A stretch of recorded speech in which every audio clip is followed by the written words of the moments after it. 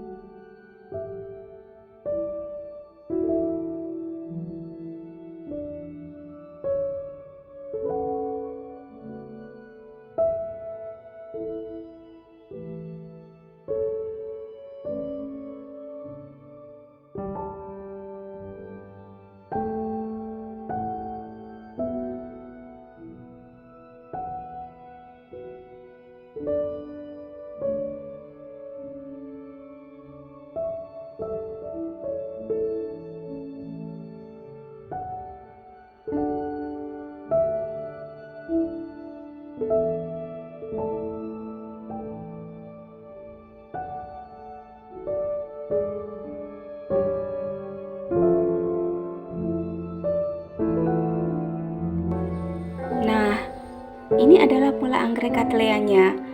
Untuk cara pembuatan bunganya, simak video selanjutnya ya. Thanks for watching.